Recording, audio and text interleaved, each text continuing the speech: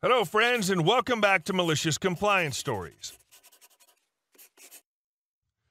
Let's start our video with a story about the ups and downs of starting a business and the importance of integrity in maintaining relationships. But before we dive in, make sure to hit that subscribe button, smash the like if you enjoy the content, and ring that notification bell so you never miss a juicy story. Can I have all your contacts? After getting laid off from our production house, a colleague of mine, Paul, started his own media production company.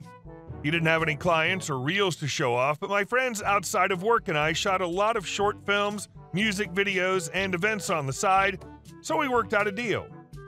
I'd invite him to the productions, we'd use some of his gear, and he could put his branding on the front of the video and get credit where posted.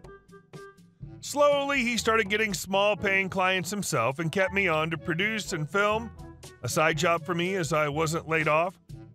I kept my fees to him low as he was still getting off the ground, and it was simple stuff. One day, he got a request to do a music video and negotiated a fee for nearly $10,000. Way overpriced for what he could deliver. It also required multiple locations, actors, lighting grids, makeup. This would be a big project for him, and he was in over his head. I've worked on much bigger projects and had contacts to make this manageable. I lined up locations for free, actors and crew who agreed to reduced rates as a favor to me, and because they were building their own reels/portfolios. My colleague was incredibly happy that I pulled this off and kept the overhead so low, allowing his business to pocket 80% of the production fee. He was only willing to offer the lighting guys and makeup person $50 each from the $250 each I negotiated as a favor, and my $800 fee for setting all this up, producing, and filming became $75. Me. What is this? You've reduced everyone's rates below their lowest price points. Paul. I have a business to run.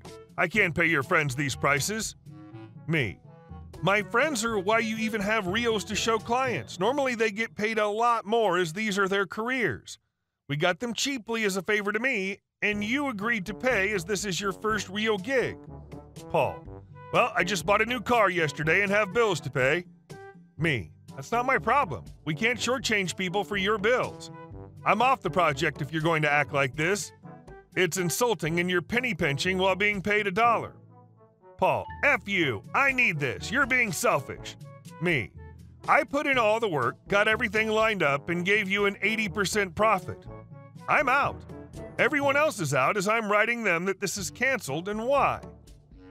A few hours later, Paul, okay, if you're out, that'll free up some money.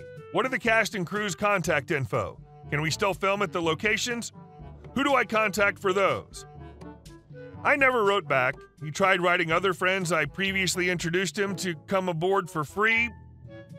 On the first day of filming, he showed up to the one location he knew of, but it was locked as the location manager took the weekend off, no longer having to do any favors. He ended up filming the music video in random spots near his parents' home and in his own basement. As a bit of a silver lining, the client never paid him for the project, as the final video looked horrible and included nothing they agreed on. They settled out of court for $1,500. What did he expect? Did he honestly think he could get the hundreds of man-hours from professionals for free so he could pocket not 80 but 95% or more profit? After he did basically nothing for the project himself? And our second story. Karen recognizes me from a job I stopped working at over a year prior. One day after work, I stopped by the local pet superstore where all the pets go in order to get some more litter for my 2 cats. This particular location has a station where you can refill your own jugs with the store brand litter at a discount if you buy one of their containers first. I have Maine Coon mixes, so I buy in bulk when I can and had 3 empty jugs in my cart and a 4th in my hand that I was refilling with litter. It's at this point I hear a woman clear her throat. It was cold season, so a lot of people were doing that, and became vaguely aware of an older woman getting closer to me. I just moved closer to the bin so she could pass behind me if she needed to, finish up with the first jug, and move on to the second. This was apparently the wrong thing to do, as the woman huffs at me. Where are the poop scoops? I stop what I'm doing and glance around, thinking that maybe she'd spoken to an employee that was stocking shelves or something, But no, she's scowling right at me. It was early in the afternoon in the middle of the week, so there weren't many employees in the store yet. Whatever, no big deal. I have a vague idea of where things are since they remodeled the store. I take a second glance down the aisle I'm standing next to and am relieved to see litter boxes. I reflexively give her a customer service smile and gesture down the aisle. They're at the end of this aisle, against the wall. Karen doesn't bother to thank me as she moves closer to the aisle and looks down it before huffing again. "Those ones are too small. I need a big one." I realize at this point she means the dog shovel scoop things. I shrug and move on to my third litter container. Well, I only have cats, so I don't know where the dog stuff is now that they remodeled the store. You should probably ask an employee. But you're an employee. I see you here all the time. I should probably point out that I work in an office and was dressed in black trousers, heels, and a green patterned blouse with a small purse hanging off the shoulder facing Karen. The employees here wear sneakers, jeans, and either a red or blue t-shirt with the company name and logo in big white letters on the front and back of the t-shirt. I have 2 large cats, so they go through litter pretty fast, so I'm here on an almost weekly basis, but I don't work here. That's a lie. You gave my dog a bath, and I've seen you on the registers. It's at this point I'm a little shocked. I'd worked in the grooming salon of this particular store for a couple of months, but that was well over a year ago. I'm sorry, I should clarify. I haven't worked for company name in over a year. They've remodeled the store since I was an employee, so I really don't know where they moved the dog shovels to. I believe they were at the front of the store when I worked here, but that area is now where they have the dog food. I finally see an employee approaching, probably drawn to Karen's steadily rising voice, and point him out to Karen, who promptly stomps over to him to complain.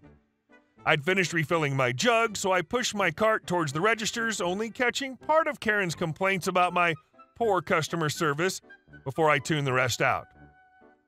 Funny thing is, I would have helped her find where it had been moved to if she hadn't started talking to me like I was beneath her. Just because you're old, it doesn't give you the right to toss basic manners to the dogs. The thing I see about people who don't respect retail workers is that they feel they can get by with it because they can't fight back. They have to look down on people to give themselves any self-worth. And our last story. Entitled neighbor breaks our fence, demands we pay for it. So my neighbors moved out about a year ago, and it took a while before someone rented the place out, about 3 to 4 months, and during that time it was blissfully peaceful. It wouldn't stay that way forever. About 4 months after our previous neighbors moved out, sweet old couple who used to give me and my brother cookies, so the bar was pretty high, moved in. Right off the bat, it wasn't looking good. My mother had tried to welcome them to the neighborhood, but the mother and son just looked at her oddly and continued moving in without a word. Fair enough, I thought. Maybe they were just too busy to be bothered at that moment. We'll try again in a few weeks. About 2 to 3 weeks go by before we try making contact again. My mother asks me to go over there and drop by some baked good to welcome them. I knock on the door and wait a while before knocking one more time. I catch the sun peeking through the window at me before closing the blind shut and not answering the door. So I just leave and inform my mom of what happened. A little background on our home before I get into the main story. Our home was pretty old, but in good shape. My mother repainted the whole house and redid the entire basement after a flood, although she didn't bother replacing the fences separating our backyard from either neighbor because one side was in decently good condition and the other was owned and supposed to be maintained by the landlord and or whoever was renting the place next door, where the entitled neighbor and mother lived. So she had no obligation to fix any repairs or replace the fence unless something was previously agreed to. Now continuing on with the story. After our final attempt at welcoming, my mother continued to have issues with our new neighbors. They hadn't done anything horrible up to this point, but they were just generally cold toward me and my family. No biggie, I guess, as long as they don't cause problems. But then one night, my mom lost her cool. So entitled neighbor had been trying to tidy up their backyard as it had no work for the past several months, so there were weeds and overgrown grass. While Ian was mowing his lawn, he continuously struck the unsteady wooden fence separating our lawns over and over again. Not light either, he was full on hitting them. After a few times of this happening, me and my mom ran outside to see what was going on. My mom watched for a few minutes as the neighbor intentionally hit the fence over and over again before saying something. Mind you, my mom was born in Germany. While she has no accent, she can still be very loud. M, my mom. EN, entitled neighbor. EM, entitled neighbor's mom. Me, yours truly. M, what the hell are you doing to the fence? EN turned his lawnmower off before replying. EN, I can't get the grass up against the fence, so I'm moving it out of the way. Me and my mom just exchanged glances trying to determine if he was serious. M, you're gonna need a weed whacker for that, sir. If you'd like, you can borrow ours. EN, no, I don't need your crappy whacker. I'm doing just fine. By now, the fence was already slanting over into our yard, so clearly he was not doing just fine. M, dude, you're gonna break the fence. EN, can you leave me alone already? I know what I'm doing. So with that, we just go back inside. We weren't gonna deal with this imbecile at this moment as we had places to be, but when we got home, we saw the entire fence had fallen into our yard. My mom was pissed. She marched over to the neighbor's house. I watched from the porch, the nosy crap I am, and knocked on the door. This time his mom answered. EM, can I help you? M, yes, earlier today I talked to EN about hitting the fence with his lawnmower and he just refused to listen. Now the fence is lying in my yard. I hope he's planning to fix it or at least pay for it. My mom took pride in the looks of our backyard, so a broken, fallen fence didn't look great. The EM face twisted.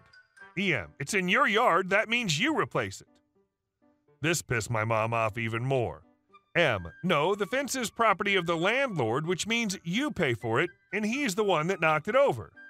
EM, listen, lady, just give us the money for the parts and we'll fix it for you free of charge. M, I'm not giving you crap. You broke it, you fix it. EM, but it's in your yard, it's your responsibility. With this, my mom stormed into our backyard and flipped the fence back over into their yard. She went back into the house after saying, M, it's in your yard, it's your responsibility.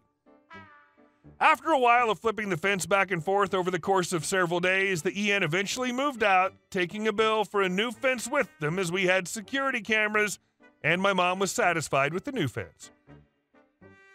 Hey guys, thank you all for watching the video. I'll see you in the next one.